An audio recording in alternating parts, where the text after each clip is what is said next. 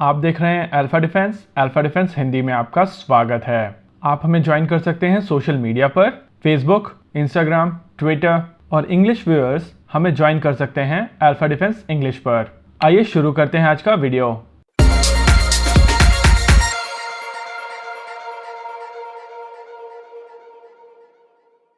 आज के इस वीडियो में हम लोग बात करेंगे भारत के एयरक्राफ्ट कैरियर बैटल ग्रुप के बारे में। आमतौर पर जब भी एयरक्राफ्ट कैरियर बैटल ग्रुप की बात आती है तो दिमाग में सबसे पहला नाम यूनाइटेड स्टेट्स ऑफ अमेरिका की नेवी का आता है। यूएस नेवी वर्ल्ड के सबसे ज़्यादा और सबसे बड़े एयरक्राफ्ट कैरियर्स ऑपरेट करती है और इनके कैरियर बैटल ग्रुप भी काफ़ी ज़्यादा पावरफुल होते हैं। लेकिन जिस चीज़ के ऊपर आमतौर पर ध्यान नहीं जाता है वो है इंडियन नेवी के एयरक्राफ्ट कैरियर बैटल ग्रुप। भारतीय नौसेना पिछले 6 दशकों से एयरक्राफ्ट कैरियर ऑपरेट कर रही है। आज के इस वीडियो में हम लोग बात करेंगे इन्हीं एयरक्राफ्ट कैरियर बैटल ग्रुप्स के बारे में। लेकिन इसकी डिटेल्स में जाने से पहले नेवी के शिप्स कितने प्रकार के होते हैं और इनका क्या प्रयोग होता है उसको समझ लेते हैं। मॉडर्न नेवीज ऑपरेट करती हैं aircraft carrier, cruisers, destroyers, frigates, corvettes और फ्लीट सपोर्ट शिप्स का। जहां एयरक्राफ्ट कैरियर और fleet support ship self explanatory हैं, वहीं कंफ्यूजन रहती है आमतौर पर क्रूजर्स, फ्रिगेट्स, डिस्ट्रॉयर्स और कॉर्वेट्स के बीच में। इसको समझने के लिए थोड़ा हिस्ट्री में चलते हैं। साल 1922 में यानी कि 1922 में वॉशिंगटन में एक नेवल ट्रीटी साइन की गई थी। इसका नाम था वॉशिंगटन नेवल ट्रीटी और इसे 5 देशों के बीच में साइन किया गया था। ये 5 देश उस समय वर्ल्ड पावर्स थे क्योंकि ये वर्ल्ड वॉर 1 के विनर्स थे। ये 5 देश थे United States of America, British Empire, French Third Republic, Kingdom of Italy और एम्पायर ऑफ जापान। उस समय सबसे बड़े शिप कैपिटल शिप हुआ करते थे, यानी कि बैटल शिप और बैटल क्रूजर्स। और इस ट्रीटी के हिसाब से जो लिमिटेशन लगाई गई थी वो इन कैपिटल शिप और एयरक्राफ्ट कैरियर के ऊपर लगाई गई थी। और कोई भी शिप जिसका टनेज 10,000 टन से कम था वो इस ट्रीटी के तहत नहीं आता था। जिसके बाद यूनाइटेड स्टेट्स ऑफ अमेरिका ने एग्जैक्टली 10,000 टन के क्रूजर्स बनाना शुरू कर दिया था और सारी डेफिनेशन वहीं से खराब हो गई। आज की तारीख में नेवीज अपनी रिक्वायरमेंट के हिसाब से शिप्स बनाती हैं और उनको क्लासिफाई करती हैं रोल्स के हिसाब से। बैटल क्रूजर्स का काम होता है सरफेस बॉम्बार्डमेंट। जिस एयरक्राफ्ट कैरियर के साथ में ये चल रहे हैं उसको एयर डिफेंस कवर प्रोवाइड करना और साथ ही इस एयरक्राफ्ट कैरियर को सबमरीन से बचाना। एक क्रूजर स्टैंड अलोन काम कर सकता है, उसे दूसरे शिप्स की आवश्यकता नहीं पड़ती है। मॉडर्न टाइम्स में जहां नेवीज के पास में पैसे कम होते जा रहे हैं, नेवीज क्रूजर्स की जगह डिस्ट्रॉयर्स को प्रेफर करने लगी हैं। जहां आमतौर पर क्रूजर्स 10,000 टन से ज्यादा के डिस्प्लेसमेंट वाले शिप थे, वहीं डिस्ट्रॉयर्स इनसे कम डिस्प्लेसमेंट के साथ में 10,000 से 5,000 टन के बीच का डिस्प्लेसमेंट रखते हैं और इनके ऊपर नंबर ऑफ मिसाइल्स कंपैरेटिवली कम होती हैं। और ये शिप भी surface bombardment, air defence cover और एंटी सबमरीन रोल करने में सक्षम होते हैं। हालांकि इनका डिस्प्लेसमेंट क्रूजर के मुकाबले कम होता है, इस वजह से इनकी रेंज कम होती है और इनको फ्लीट सपोर्ट शिप की आवश्यकता पड़ती है। फिर बारी आती है फ्रिगेट्स की। फ्रिगेट्स आमतौर पर मल्टीपर्पज शिप हैं और ये डिस्ट्रॉयर के ज्यादातर काम कर सकते हैं। हालांकि इनका फायर पावर कम होता है और साइज में कम होने के कारण इनकी रेंज और भी ज्यादा कम होती है। वैसे क्लासिकली फ्रिगेट्स के पास में सरफेस बॉम्बार्डमेंट के ऑप्शंस नहीं होते थे, लेकिन आजकल के मल्टीपर्पज फ्रिगेट्स सरफेस अटैक कर सकते हैं और इनका डिस्प्लेसमेंट होता है 3,000 से 5,000 टन के बीच में। हालांकि कई नेवीज के पास में डिफरेंट टाइप के शिप्स हैं जो एक्सेप्शन हैं। फिर आते हैं कॉर्वेट्स। आमतौर पर कॉर्वेट्स केवल एक प्रकार के रोल के लिए बनाए जाते हैं। इनका डिस्प्लेसमेंट होता है 500 से लेकर 3,000 टन के आसपास। हालांकि इसमें भी एक्सेप्शंस हैं और ये एक स्पेशलाइज्ड काम करते हैं। जैसे कोरा क्लास के कॉर्वेट्स एंटी शिपिंग रोल करते हैं, वहीं कमोर्ता क्लास के कॉर्वेट्स एंटी सबमरीन वॉरफेयर करने में सक्षम हैं। और ये सभी प्रकार के शिप जब एयरक्राफ्ट कैरियर के साथ में होते हैं तब इनको एयरक्राफ्ट कैरियर बैटल ग्रुप कहा जाता है। वैसे एयरक्राफ्ट कैरियर बैटल ग्रुप की कॉम्पोजिशन मिशन के हिसाब से चेंज होती है और इसी वजह से पुरानी डिप्लॉयमेंट और एक्सरसाइज के दौरान इनकी फॉर्मेशन के बेसिस पर हम लोगों ने भारतीय नौसेना के एयरक्राफ्ट कैरियर बैटल ग्रुप्स को स्टडी किया है और उसके बेसिस पर अनुमान लगाया है कि आने वाले समय में भारतीय नौसेना की एयरक्राफ्ट कैरियर बैटल ग्रुप्स किस तरीके से दिखेंगी। वैसे शुरुआत करते हैं पास्ट से और प्रेजेंट को होते हुए फ्यूचर की तरफ चलते हैं। भारतीय नौसेना के सबसे पहले एयरक्राफ्ट कैरियर का नाम था INS विक्रांत। ये मेजेस्टिक क्लास का एक लाइट एयरक्राफ्ट कैरियर था।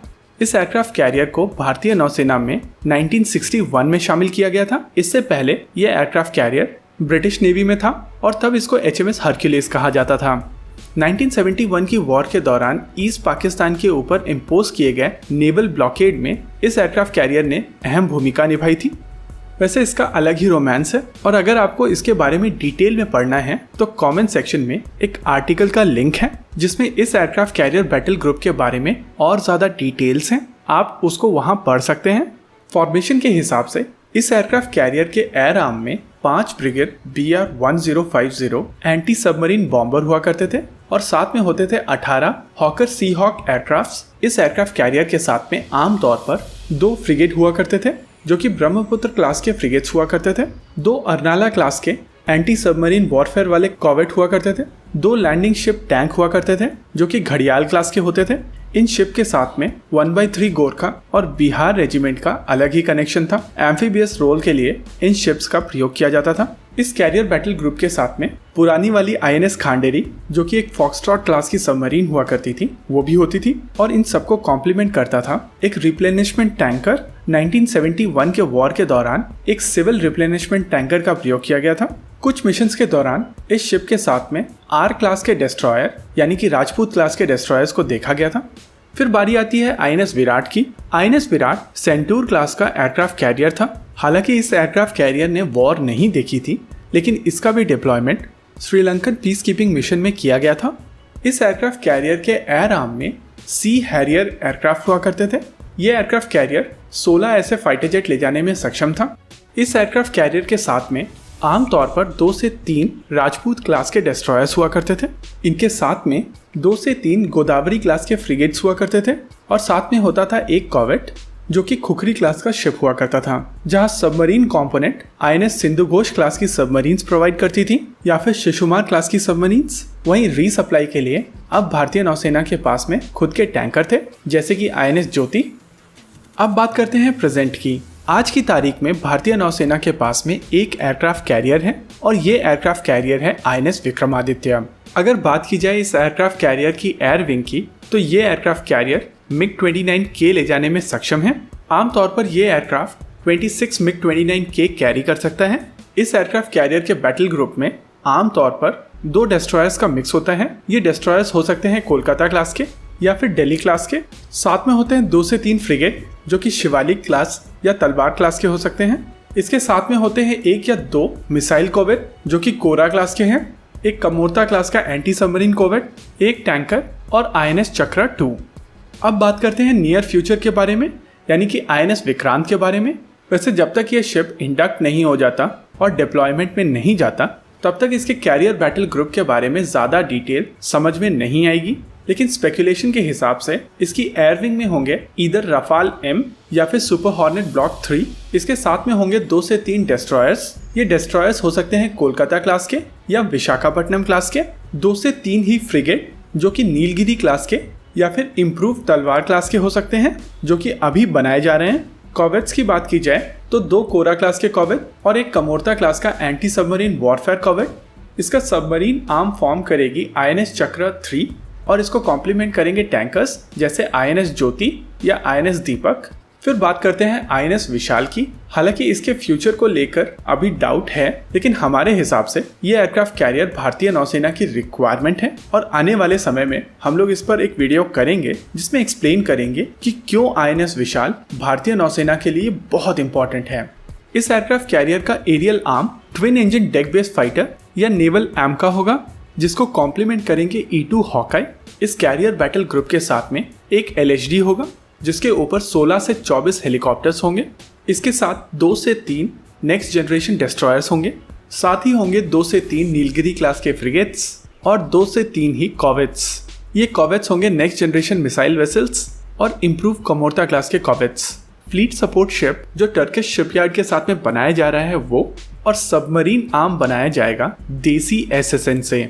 इस वीडियो के अंत में मैं एक चीज फिर से रिपीट करता हूँ कि कैरियर बैटल ग्रुप एक रिजिड फॉर्मेशन नहीं होती है। मिशन के हिसाब से ये कॉम्पोजिशन चेंज होती रहती है और हमारी तरफ से कोशिश की गई थी कि आमतौर पर भारतीय नौसेना की सारी कैरियर कॉम्पोजिशन किस प्रकार से थी, हैं या होंगी, उसके ऊपर बात की जाए। इस वीडियो में रखते हैं केवल इतना ही। आपको क्या लगता है बताइए हमें कमेंट सेक्शन में। आगे आप कौन सा वीडियो देखना चाहते हैं बताइए हमें कमेंट सेक्शन में। वीडियो को अंत तक देखने के लिए धन्यवाद। अगर आपको वीडियो पसंद आया हो तो आप इसे अपने दोस्तों के साथ जरूर शेयर करें, और अगर नहीं पसंद आया तो बताइए हमें कमेंट सेक्शन में आखिर क्यों। देखते रहिए अल्फा डिफेंस। धन्यवाद। जय हिंद।